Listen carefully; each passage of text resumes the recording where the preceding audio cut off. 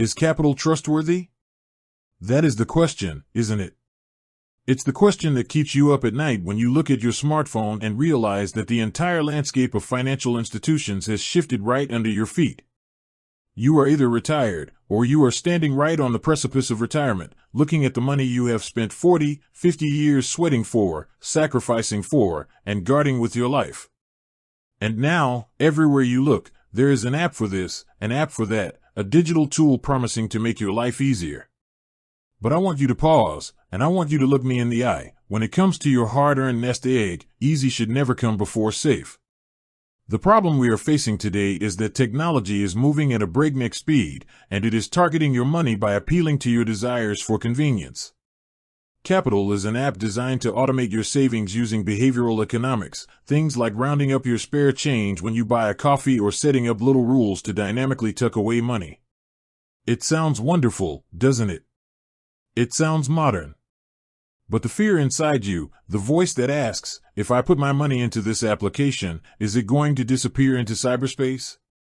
Am I going to wake up tomorrow and find out that some company I can't even visit in person has locked me out of my funds? That fear is not irrational. That fear is your financial protection mechanism, and you must never ignore it. At this stage in your life, you do not have the luxury of time to recover from a systemic financial mistake. You cannot afford to play games with your security. So let's answer the question directly, with no sugarcoating. Is Qapital legally and structurally safe? Yes. Your money is not sitting in some unregulated black hole. Qapital is a financial technology company, not a bank itself, but the money you place into their goals and spending accounts is held by partner banks, like Wells Fargo, which means your deposits are FDIC insured up to $250,000.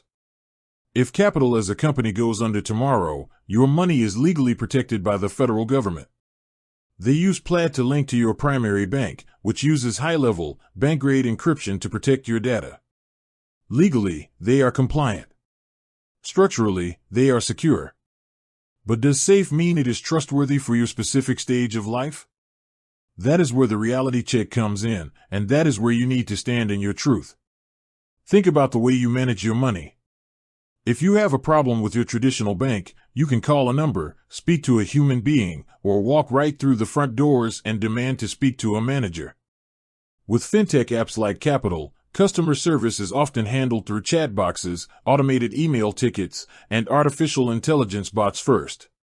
If your account gets flagged, or your digital debit card has an issue, you cannot drive down the street to fix it. For a retiree who relies on steady, predictable access to income, dealing with a glitchy app or waiting days for an email response from an online support queue isn't just annoying, it is a threat to your peace of mind. Furthermore, you have to look at what this tool costs you versus what it gives you. Qapital is not free. They charge a monthly subscription fee, ranging anywhere from $3 to $12 a month depending on the tier you choose. Now, $3 to $12 might not sound like a fortune, but let's do the math. If you are paying $6 a month for their complete plan, that is $72 a year. If you are using this app just to save a few $1,000s in spare change, that fee is eating up a massive percentage of your return. And what are they paying you on those savings? Next to nothing. The interest rates on these gamified savings apps are notoriously low compared to what you can find elsewhere. Right now, we are living in an era where high-yield savings accounts at legitimate, established online banks are paying significant interest. Why on earth would you pay a monthly fee to an app to help you save pennies, when you could put your cash into a high-yield savings account, pay zero fees, earn real interest that beats inflation, and have direct access to your funds? The true purpose of an app like Qapital is to act as a crutch or a training wheel for people who have zero discipline and do not know how to save money on their own. It forces young people or impulse spenders to build an emergency fund by hiding money from themselves. But let me ask you, are you an undisciplined teenager? No. You are a mature adult who has successfully navigated decades of financial ups and downs to reach retirement. You do not need an app to trick you into saving money. You do not need to pay a tech company a monthly fee to apply behavioral rules to your checking account. Your actionable takeaway today is very simple. Recognize the difference between a tool that is safe and a tool that is appropriate for your life stage. If you want to use Qapital to save a small, separate fund for a vacation or birthday gifts for the grandkids because you like the convenience of the automated rules, go right ahead. Your money is safe from fraud and bank failure.